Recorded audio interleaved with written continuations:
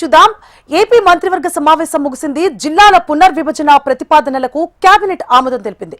కొత్తగా మదనపల్లె, మార్కాపురం, రంపచోడవరం జిల్లాల ఏర్పాటుకు ఏపీ కేబినెట్ ఆమోదం తెలిపింది. దీంతో ఏపీ జిల్లాల సంఖ్య 28కి పెరగనుంది. ఎల్లుండి తుది గెజెట్ నోటిఫికేషన్ విడుదల కానుంది. కొత్తగా 5 రెవెన్యూ డివిజన్ ఏర్పాట్లకు కేబినెట్ గ్రీన్ సిగ్నల్ ఏర్పాటైంది. గూడూరుకు తిరుపతి జిల్లా నుంచి నెల్లూరులో కలిపేందుకు కేబినెట్ ఆమోదం తెలిపింది.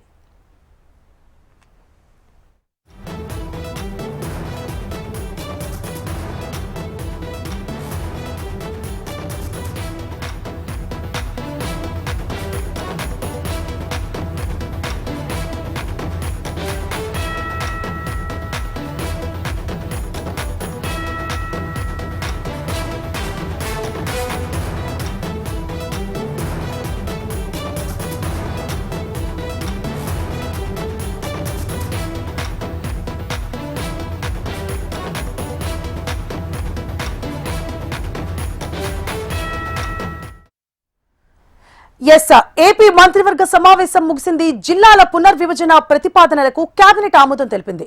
కొత్తగా మదనపల్లి, మార్కాపురం, రంపచోడవరం జిల్లాల ఏర్పాటుకు ఏపీ కేబినెట్ ఆమోదం తెలిపింది. దీంతో ఏపీ జిల్లాల సంఖ్య ఇప్పుడు 25కు పెరగనుంది. ఎల్లుండి తుది గెజెట్ నోటిఫికేషన్ విడుదల కానుంది. కొత్తగా 5 రెవెన్యూ డివిజన్ల ఏర్పాటుకు కేబినెట్ గ్రీన్ సిగ్నల్ ఇచ్చింది. గూడూరును తిరుపతి జిల్లా నుంచి నెల్లూరులో కలిపేందుకు కూడా కేబినెట్ ఆమోదం తెలిపింది. మరిన్ని డీటెయిల్స్ ని మా AP bureau chief Harikishan live లో అందించడానికి సిద్ధంగా ఉన్నారు.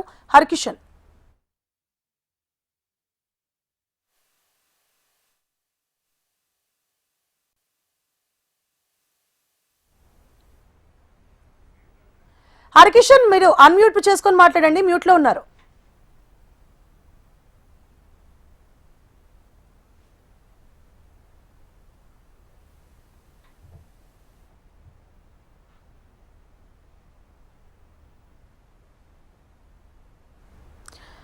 హరికిషన్, అన్మ్యూట్ చేసుకొని మాట్లాడండి. మీ వాయిస్ మ్యూట్ లో ఉంది.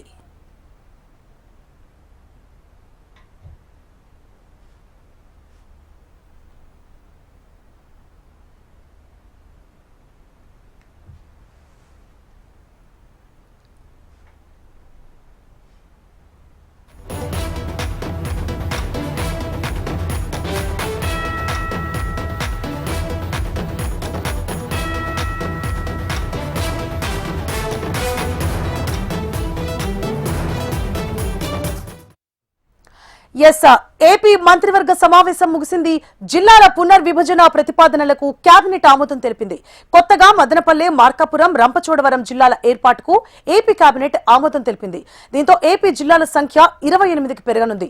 ఎల్లుండి నుంచి తుది గెజెట్ నోటిఫికేషన్ విడుదల కానుంది. కొత్తగా 5 రెవెన్యూ డివిజన్ల ఏర్పాటుకు కేబినెట్ గ్రీన్ సిగ్నల్ ఏర్పాటైంది. గూడూరును తిరుపతి జిల్లా నుంచి నెల్లూరులో కలిపేందుకు కేబినెట్ ఆమోదం తెలిపింది.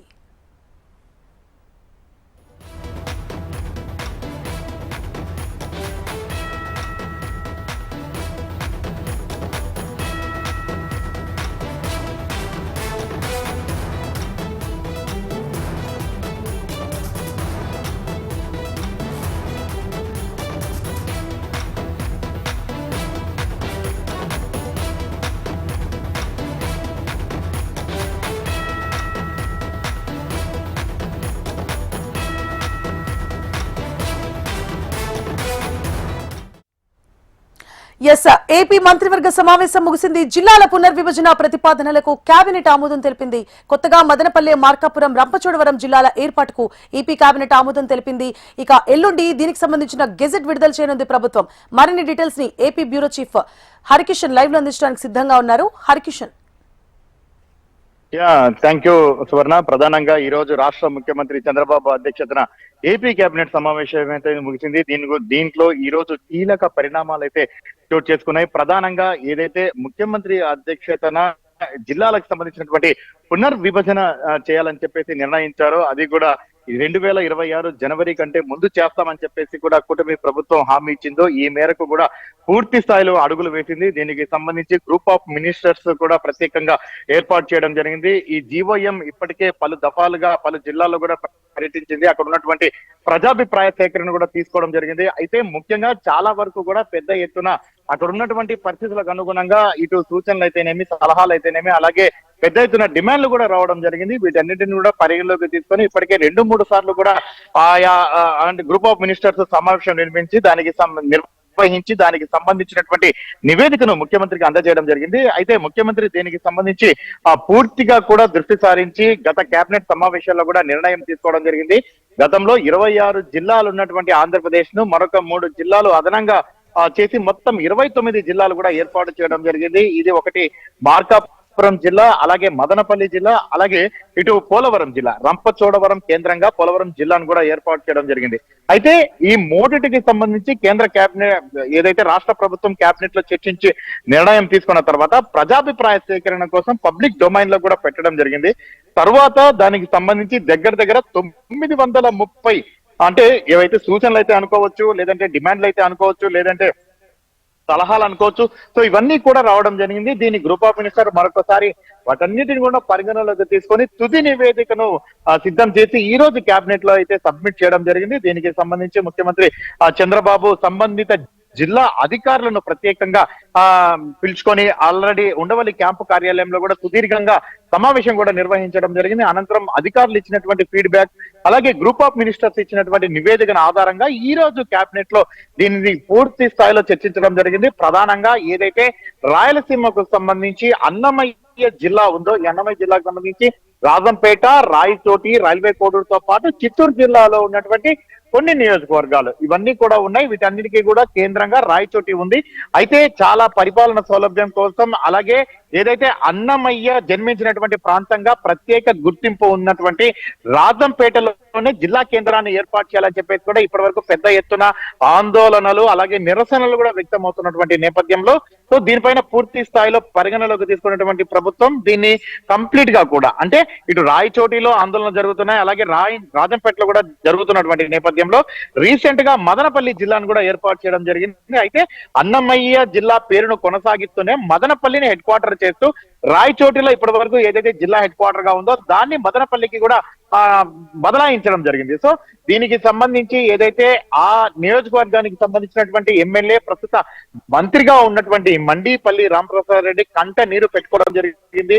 ప్రధానంగా ఇప్పటికే గత కొన్ని రోజుల నుంచి కూడా రాయచోటికి సంబంధించినటువంటి జిల్లా కేంద్రం తరలిపోతుందంటూ పెద్ద ఎత్తున వార్తలు వస్తున్నటువంటి నేపథ్యంలో అక్కడ ప్రజలు తీవ్ర ఆందోళన వ్యక్తం చేస్తున్నారు, అసహనం వ్యక్తం చేస్తున్నారు. అక్కడ ఉన్నటువంటి అధికార పార్టీకి సంబంధించినటువంటి నేతలపై కూడా పూర్తిగా ఒత్తిడి కూడా ఉంటుందని చెప్పేసి కూడా ఇటు ఆయన ప్రత్యేకంగా మీడియా ముందుకు వచ్చి ఒక వీడియో అయితే రిలీజ్ చేయడం జరిగింది. సో దాన్ని పూర్తిగా ముఖ్యమంత్రి దృష్టికి తీసుకొని వెళ్లి ఖచ్చితంగా ఈ సమస్యకు ఒక పరిష్కారం చూపిస్తాం, ఖచ్చితంగా రాయచోటిని జిల్లా కేంద్రంగా ఉండే విధంగా కొనసాగిస్తామని చెప్పేసి కూడా ఆయన హామీ ఇవ్వడం జరిగింది. అయితే ఈ రోజు కేబినెట్ సమావేశంలో ఆయన ముఖ్యమంత్రి దృష్టికి దీన్ని తీసుకోవడం జరిగింది. అయితే ముఖ్యమంత్రి దీన్ని సున్నితంగా తిరస్కరించారు. ప్రధానంగా సాంకేతిక పరంగా అనేక సమస్యలు ఉన్నాయి. రాయచోటికి సంబంధించి కేవలం ఒక నియోజకవర్గాన్ని జిల్లాగా చేయలేము, దానిపై పూర్తి స్థాయిలో అర్థం చేసుకోవాలి.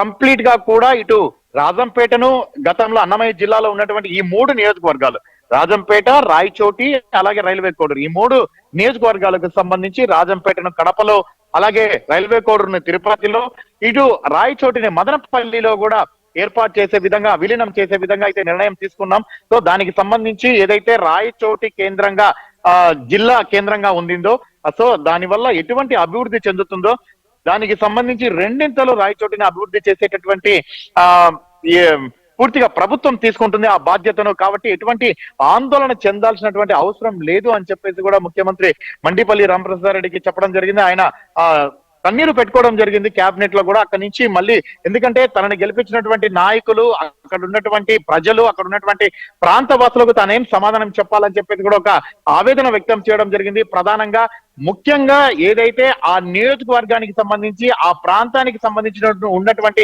ప్రజలందరితో రేపటి నుంచి ఎలా తాను పలకరించాలని చెప్పేసి కూడా సన్నిహితుల వద్ద వాపోయినట్లు కూడా తెలిసింది.